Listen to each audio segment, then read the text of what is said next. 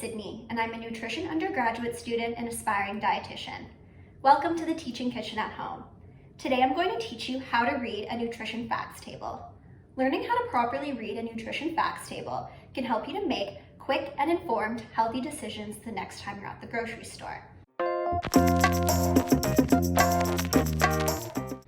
First things first, it is important to note that all packaged foods in Canada are required to have a nutrition facts table.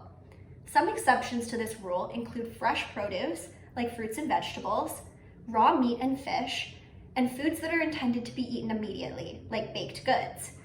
Some other foods that you may not find a nutrition facts label on include spices, coffee, and tea, because these contain little nutrients.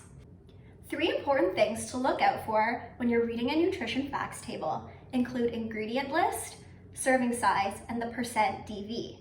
I'm going to explain what this means a little later on. There are also 13 key nutrients that are required by law in Canada to be included on a nutrition facts table. These include total fat, saturated fat, trans fat, cholesterol, sodium, carbohydrates, fiber, sugar, protein, vitamin A, vitamin C, iron, and calcium. Canada is currently working to change the nutrition facts table to make it more relevant to Canadians today. This includes removing vitamin A and C because most Canadians are getting enough of this nutrient, and adding potassium because most Canadians are not getting enough of this nutrient.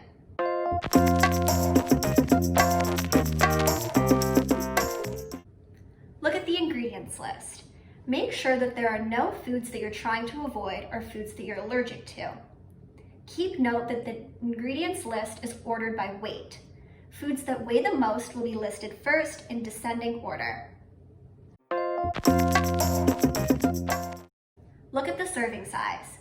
This amount tells you how much of the food the nutrition facts table actually represents. This is not necessarily how much of this food you should eat, but if you eat more than this amount, you must multiply the values in the table accordingly. Currently, Canada is working on improving serving size amounts so that it is easier for consumers to compare similar products. The percent DV stands for percent daily value. This tells you how much of each nutrient in the food contributes to the recommended amount you should eat per day. This is based on the average Canadian 2,000 calorie diet. This is simply just an average, and you may need more or less of this depending on your personal needs. For example, if you're very active, you may require more calories than the average Canadian.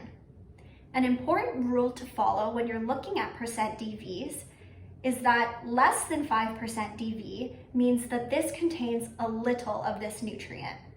And when it contains more than 15% DV, it contains a lot of this nutrient. For example, if you're looking at a nutrition facts table and it says 20% DV of fiber, this is a great source of fiber because it contains more than 15%.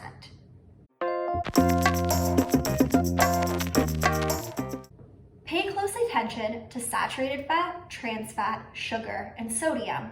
Currently, there is no percent DV value for sugar, but Canada is working to implement this. Fats are broken down from total fats into saturated fats and trans fats.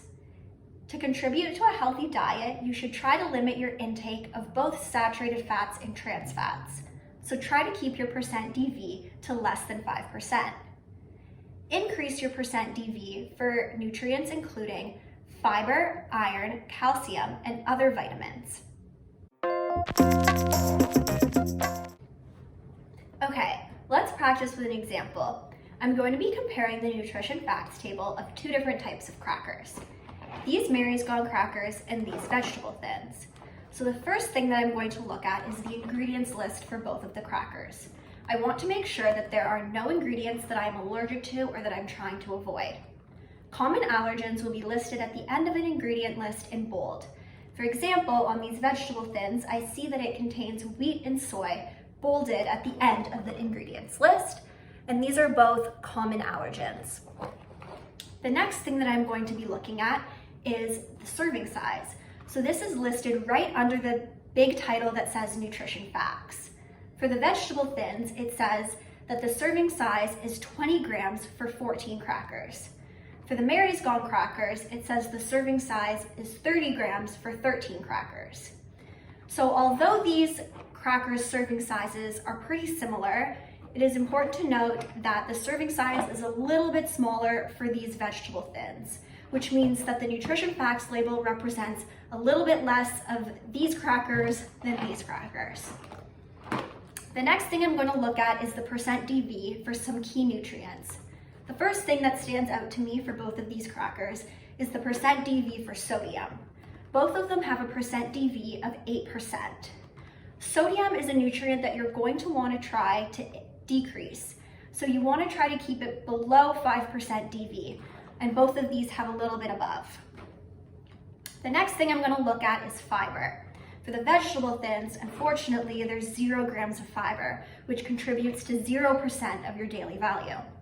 For the Mary's Gone crackers, the percent DV is 12%, so it's a little bit higher, and if you were looking for a higher fiber choice, you would choose the Mary's crackers.